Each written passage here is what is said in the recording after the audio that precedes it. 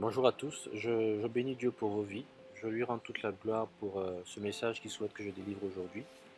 C'est le deuxième message donc d'une série de messages sûrement qui vont porter sur l'amour qu'il me fait la grâce en fait de vous partager. Et aujourd'hui le message c'est l'amour de Dieu pour les couples. L'amour de Dieu pour les couples.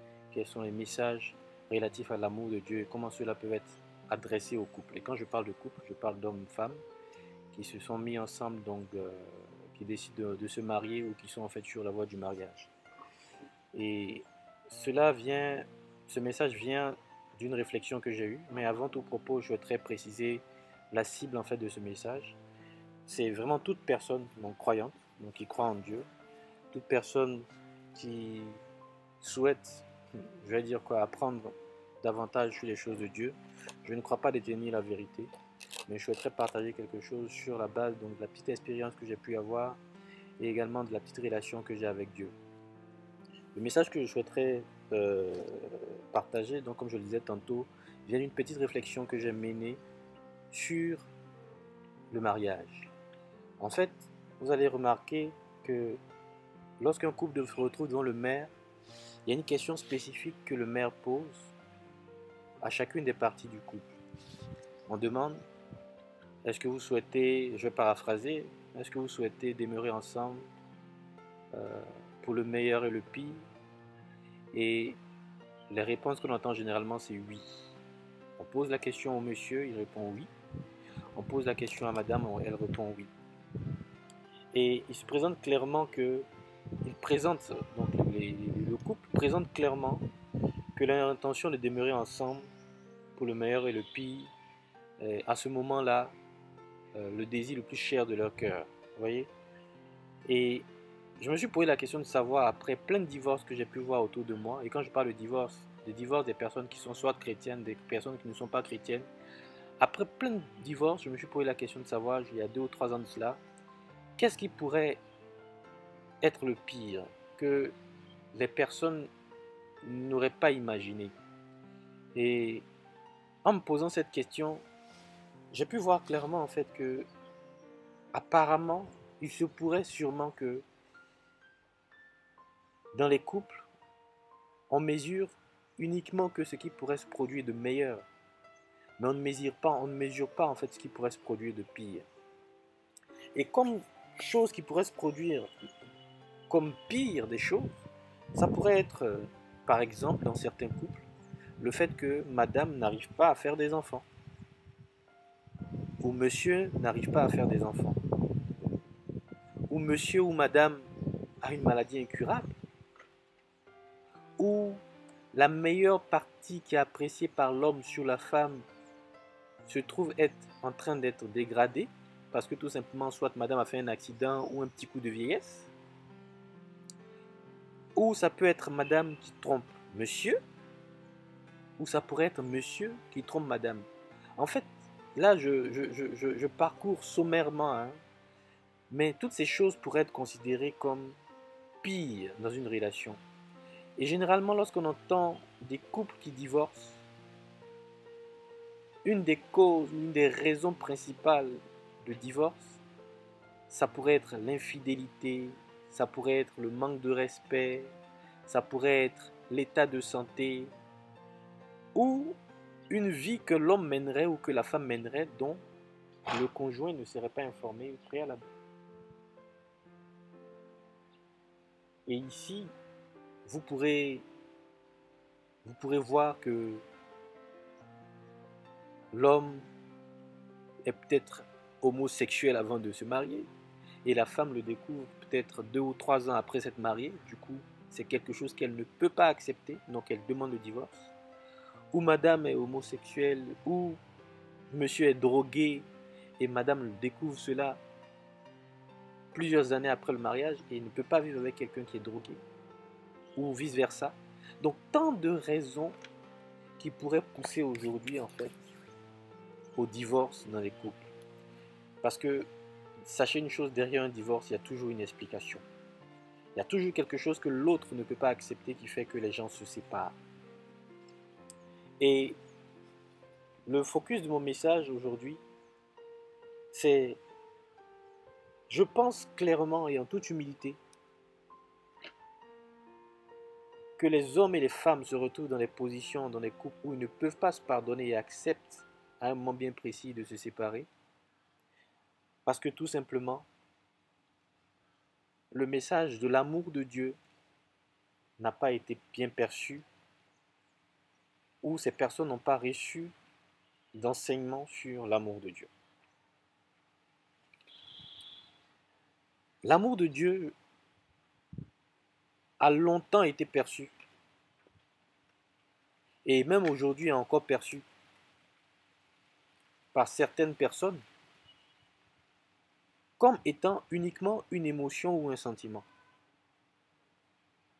Mais regardez, si l'amour de Dieu est considéré comme une émotion ou un sentiment, je suis sûr d'une chose, c'est qu'un homme ou une femme ne peut pas avoir d'impact ou ne peut pas en fait motiver totalement ses émotions ou ses sentiments.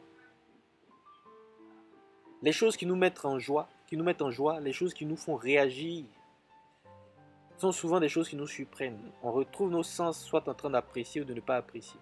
Je ne prévois pas forcément à l'avance de rire lorsque quelqu'un me fait une blague. Mais je me retrouve en train d'apprécier parce que ça me fait du bien quand je l'écoute. Ça, c'est une émotion, ça me procure du bien.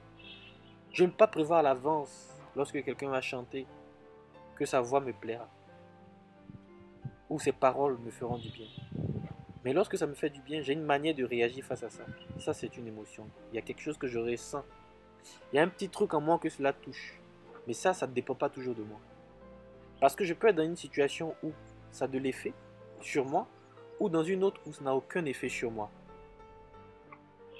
Et comme je disais, l'amour a malheureusement toujours été considéré comme uniquement une émotion ou un sentiment. Et je crois que si l'amour est considéré comme une émotion ou un sentiment, je suis d'accord avec le fait qu'à un moment, un homme peut se retrouver en train d'aimer une autre femme. Et quand je dis une femme autre que celle avec qui il vit. Ou une femme peut se retrouver en train d'aimer un homme autre que son mari. Parce que les émotions touchent à nos sens. Et tu te trouveras toujours en train d'apprécier beaucoup plus les nouvelles choses, plus que les choses qui ont sûrement passé beaucoup plus de temps avec toi. Je vais prendre un exemple.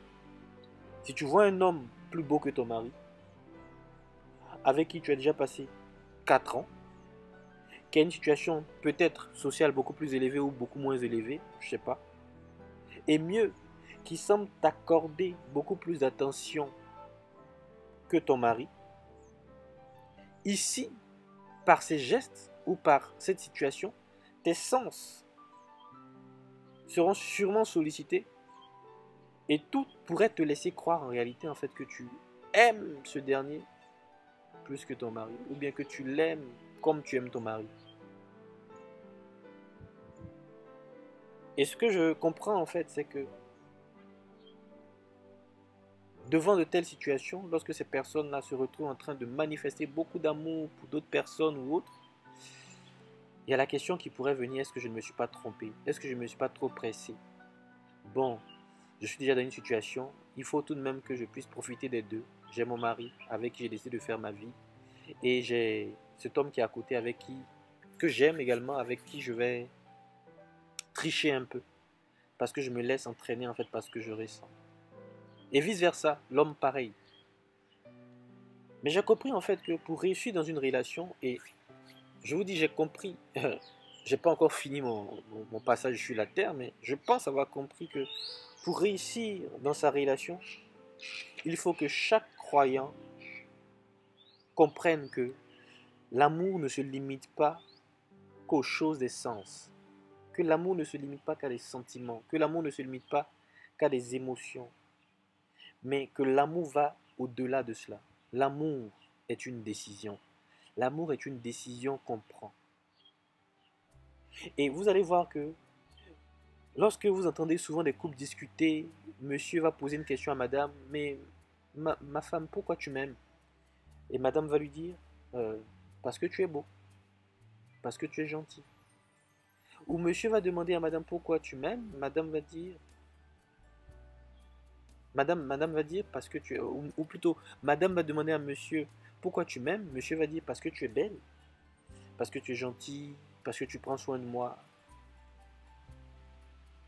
Soyez sûr d'une chose, de telles réponses sont bien, mais cela pourrait laisser croire que si demain la beauté de la personne est affectée, si demain la personne ne manifeste plus de la gentillesse, si demain on ne sent plus une attention de la personne, on pourrait ne plus aimer la personne. Pourquoi? Parce que dans nos propos laissent croire que c'est parce que tout simplement il y a un état des choses, il y a un état de fait.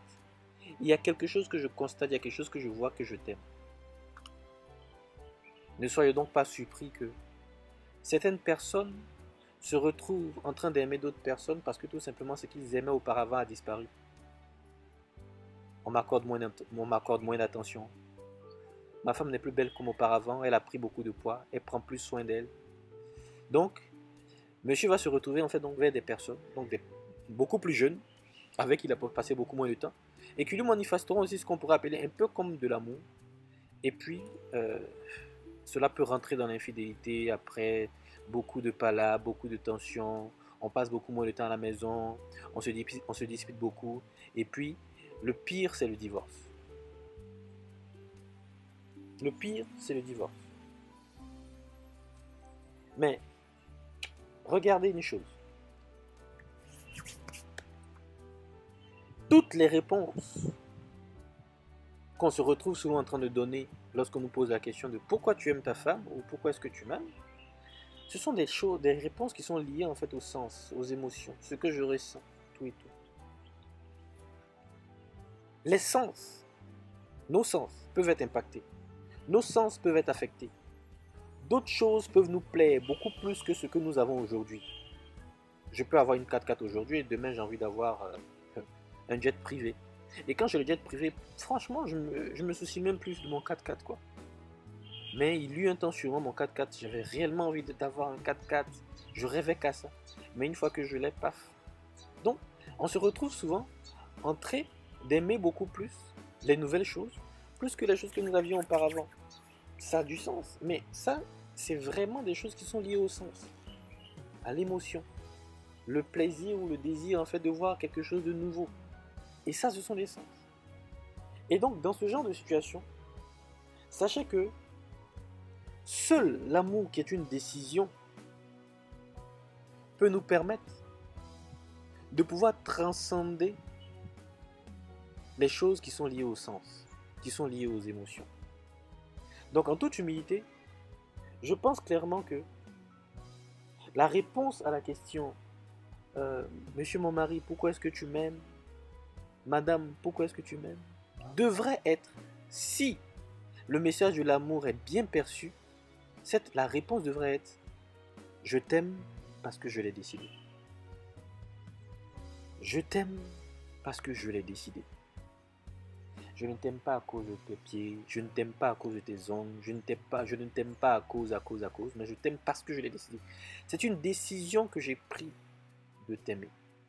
Et face à cette décision-là, si jamais il advenait que je ne t'aime plus, encore là, ça serait une décision de ne plus t'aimer. Mais cela voudrait dire en fait que l'amour en question n'aurait pas été parfait.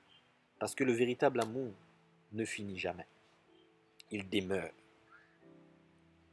Waouh! Et là, on verra plus.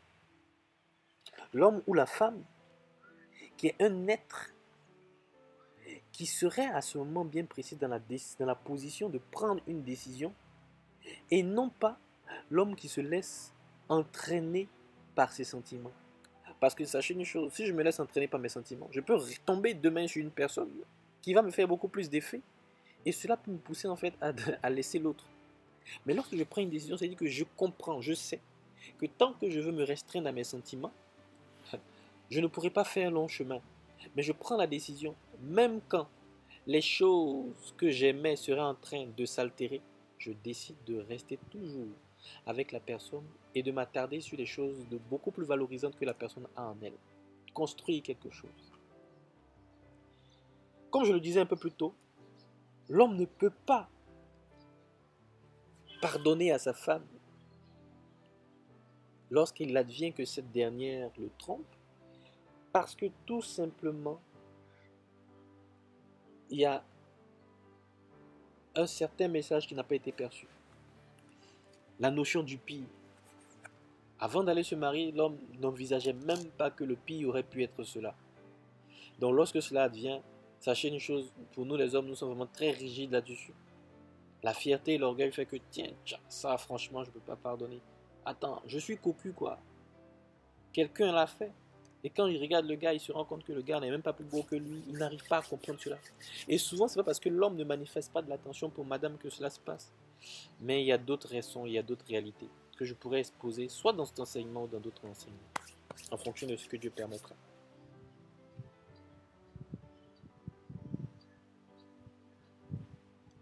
Et comme je disais, l'homme peut vouloir rompre parce qu'il accepte difficilement le fait que sa femme l'ait trompé. Mais sachez une chose, c'est que si l'homme se retrouvait dans cette situation où il trompe madame, il aurait voulu que sa femme lui pardonne. La question qu'on pourrait se poser, pourquoi nous ne voulons pas faire pour l'autre ce que nous aurions voulu que l'autre fasse pour nous? Cela pourrait vouloir nous laisser croire que il y a un certain niveau et une certaine compréhension en fait de l'amour que nous n'avons pas encore. L'amour devrait nous donner la possibilité de faire pour l'autre ce que nous aurions voulu que l'autre fasse pour nous. Ne pas se mettre à la place de l'autre lorsque l'autre est dans une situation, on va dire, de bassesse, où l'autre est tombé, où l'autre a péché. Cela pourrait vouloir dire que nous, tiens, ça aurait pas pu m'arriver. La personne est ceci, la personne est cela. C'est une attitude d'accusation. Et ça, il n'y a pas d'amour là-dedans. Il y a beaucoup plus d'orgueil et de fierté. Qui es-tu pour ne pas que ce genre de choses t'arrive? Je lisais un livre une fois, et dans ce livre, il était écrit que lorsque tu vois ton frère dans le péché, lorsque tu vois l'autre en train de vivre une situation difficile, ne le pointe pas du doigt, parce que tu ne sais pas toi-même de quoi tu es capable. Sachez une chose, une petite parenthèse, Pierre n'aurait jamais imaginé tromper 3 fois Jésus. Ça, il n'aurait jamais pensé. Souvent, nous connaissons moins notre cœur que nous-mêmes.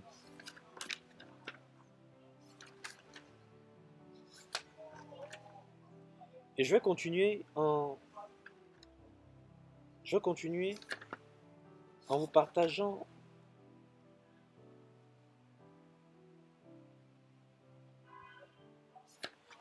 je vais continuer en vous partageant un élément qui me vient à l'esprit. Et cet élément est que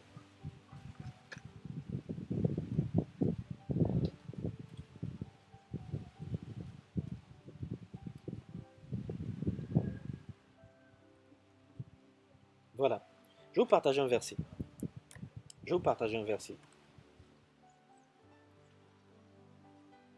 La Bible dit, dans le livre de Matthieu au chapitre 18, versets 21 à 22,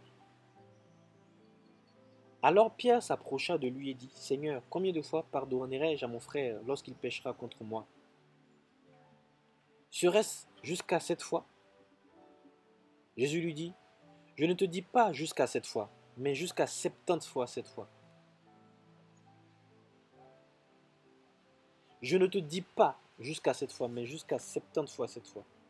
Et regardez, Jésus ne cherche pas à savoir quel est le type de péché pour lequel Pierre souhaiterait voir le nombre de fois pour lequel il faudrait qu'on pardonne.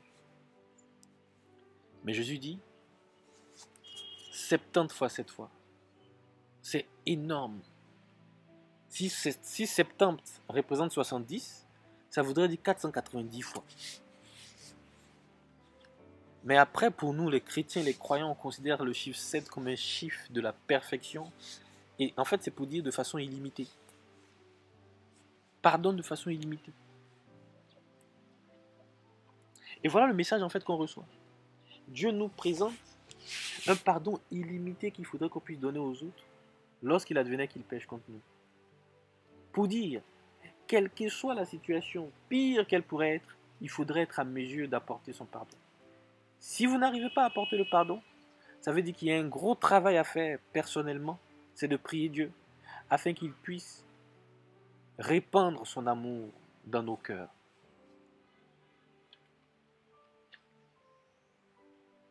Je vais vous donner un autre verset qui est le livre de Matthieu 5, verset 44.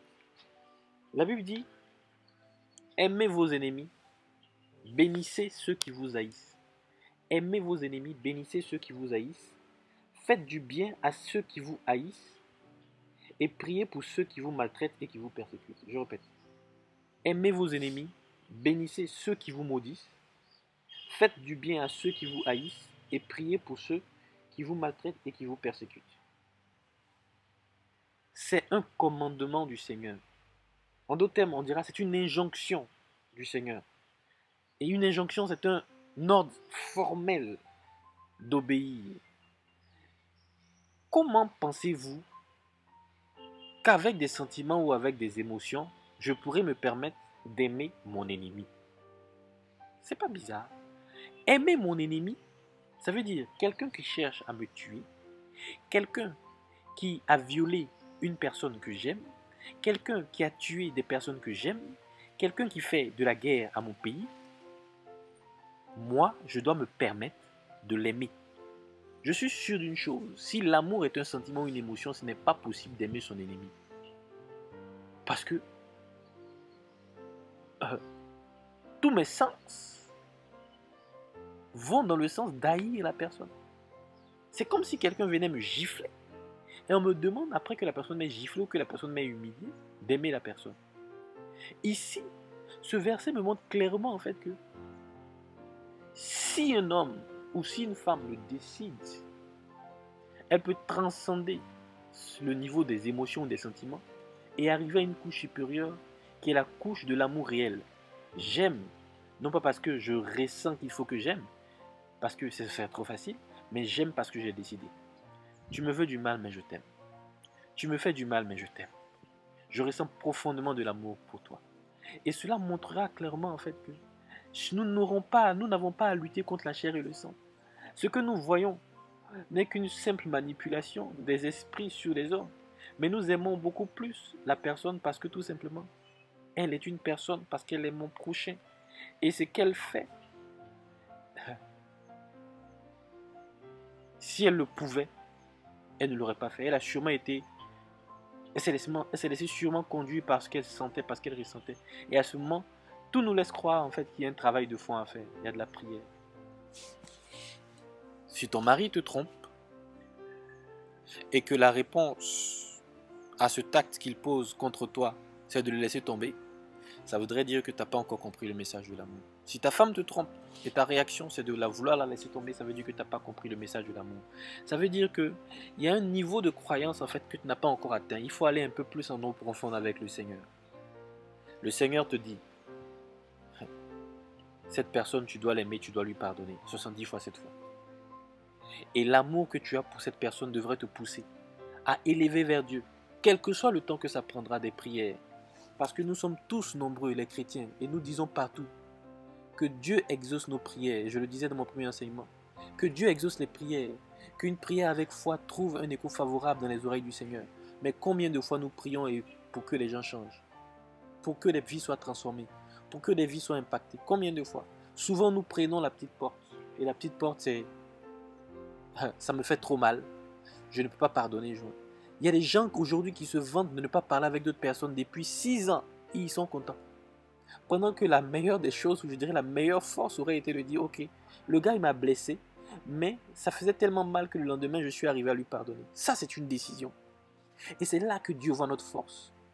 Et ce n'est pas tant par des forces humaines qu'on y arrive. Mais il faut beaucoup de force spirituelle. Il faut passer beaucoup de temps dans la présence de Dieu. Il faut passer beaucoup de temps dans la prière. Il faut demander à Dieu de répandre en nous son amour. Ça passe par les prières. Si tu aspires à aimer comme Dieu aime,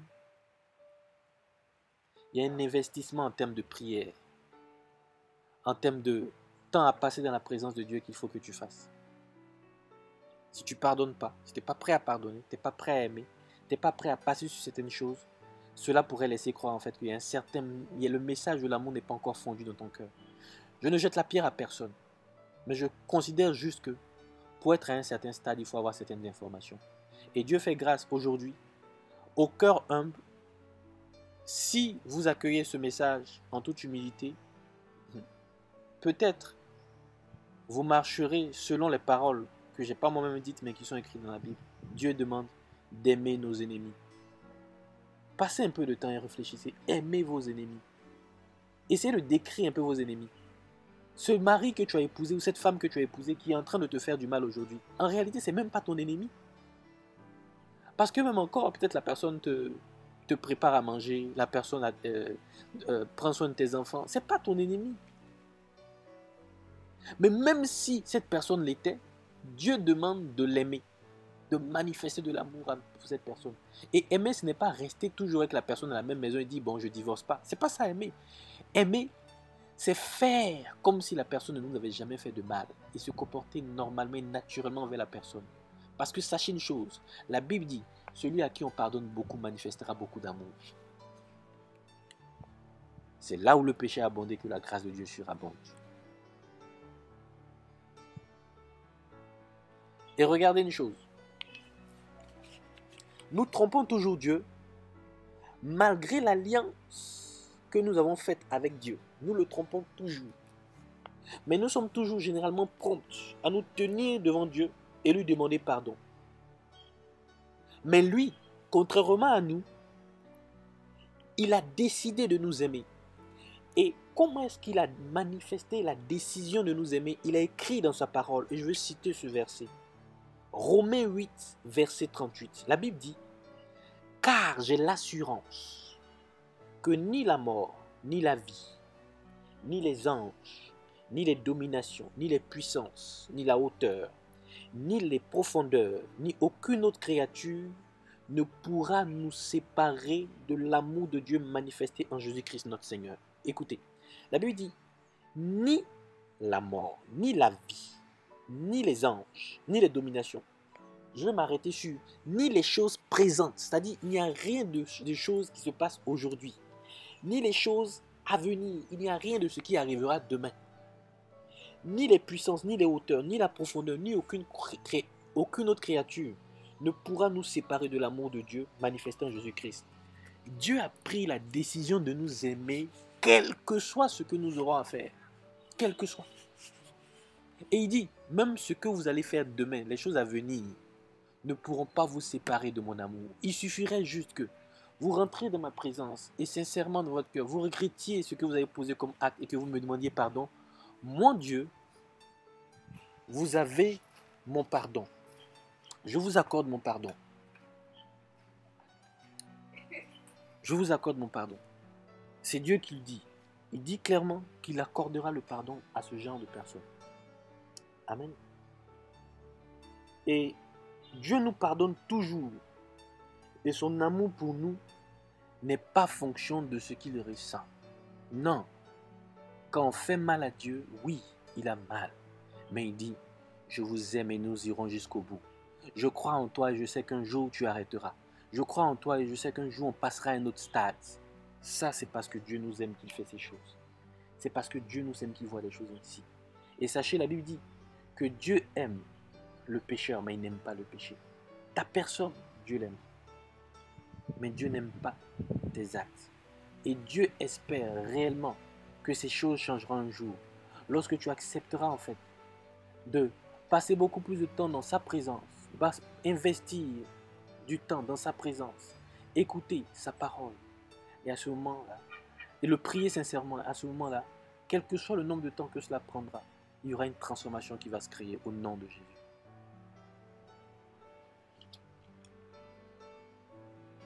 Je vais revenir sur un point, c'est que quand un homme trompe sa femme ou quand une femme trompe son homme, elle part devant Dieu et demande pardon. Et comme je disais, on souhaite que Dieu nous pardonne. Mais nous ne sommes pas prêts en fait à pardonner à l'autre lorsqu'il advenait que l'autre pêche contre nous. Et nous arrivera de voir aujourd'hui certains couples qui sont tout beaux à l'extérieur. Quand vous voyez monsieur, madame, vous dites waouh, c'est le couple parfait, ils sont jolis. Mais il arrive en fait que ce genre de couple souvent puisse vivre en fait donc des situations difficiles en termes d'amour, sur le plan de l'amour. Et une des raisons en fait c'est parce que ils n'ont pas reçu d'enseignements de personnes qui sont déjà passées par là, ou des enseignements venant de la part du Seigneur, d'enseignements de couples mariés. En fait, il y a un certain nombre d'informations que ces gens n'ont pas. Vous voyez? Oui. Donc il y a un certain nombre d'informations qui pourraient manquer aujourd'hui au couple, ce qui pourrait faire que ces personnes prennent des mauvaises décisions. Mais sachez une chose, la Bible dit mon peuple périt faute de connaissance. Il faut avoir une information pour être libre. Et un prédicateur que j'aime écouter, et que je ne vais peut-être pas citer, mais pour ceux qui le connaissent, ils verront clairement. Il dit, ce n'est pas tant la vérité qui affranchit, mais c'est la connaissance de la vérité. La vérité a toujours existé. Il faut posséder cette vérité en fait pour être affranchi. Il faut qu'à un moment on puisse se dire, ah tiens, merde, si je savais ça, j'aurais pas dû faire ça. Il faut que, si je savais ça, ou bien comme je sais ça, alors mon attitude change. Je décide de faire autrement. Et je nous invite tous à pouvoir considérer ces choses. Dans la Bible, il y a beaucoup de secrets. Dans la Bible, il y a beaucoup de secrets. Dans d'autres livres également, il y a des secrets. Mais aujourd'hui, le livre que j'ai déjà parcouru, que j'ai déjà lu, c'est la Bible. Et je le prends pour référence. Dans la Bible, il y a beaucoup de secrets. Et cela, en fait partie des gros secrets de la Bible. L'amour. L'amour. Comprendre le message de l'amour. Comprendre le message de l'amour. Et je vous prie, frères et sœurs, frères bien-aimés, de pouvoir vous attacher en fait au message de l'amour. Je pense dans les 1 minute à venir, je suis presque à la fin de ce message. Et je souhaiterais finir en disant que votre mariage ou votre relation dans laquelle vous êtes aujourd'hui, qui a fait peut-être 3 mois, 4, 5, 6 mois, 7 mois, 1 an, 2 ans, 10 ans pour d'autres, ou 5 ou 6 ans pour d'autres, est l'un de vos plus grands investissements. Et vous savez, vous ne pouvez pas vous permettre en fait d'aller acheter des pieds d'EVA, et parce que tout simplement on vous dira que dans une zone il y a des insecticides, non plutôt il y a des insectes qui dévorent ce genre de pieds ou de plants là, vous allez avorter votre projet. Non. Vous devez chercher à acheter des insecticides. Vous devez chercher à prendre des mesures qui vont vous permettre de faire perdurer en fait cette belle œuvre, ce beau rêve que Dieu a déposé en vous, ce rêve de vous unir. Sachez une chose, c'est que la famille est le premier moyen de socialisation des enfants. Et une fois que vous êtes beaux et unis, vos enfants vous copieront. Et par la suite, c'est la nation qui sera bénie. Sachez une chose, c'est que toutes les personnes qu'on voit qui, à un moment, sont psychologiquement atteintes, sont des personnes qui sont issues de familles où il y avait de la division, où l'amour n'a pas réellement régné. Des gens qui acceptent aujourd'hui donc de faire des attentats, ou qui vont dans les écoles, qui arrivent à tirer des armes. Ce sont des personnes qui n'ont pas forcément bénéficié de beaucoup d'amour. Soit il y a eu monsieur, madame qui se sont séparés. Il y a eu un impact qui fait que l'amour n'a pas été réellement fondu dans leur cœur. Moi, je nous invite tous à pouvoir considérer le gros investissement que nous avons décidé de faire, c'est-à-dire cet investissement de nous mettre avec quelqu'un pour vivre ensemble et de pouvoir racheter tout ce que nous pouvons racheter en fait pour pouvoir préserver cet investissement.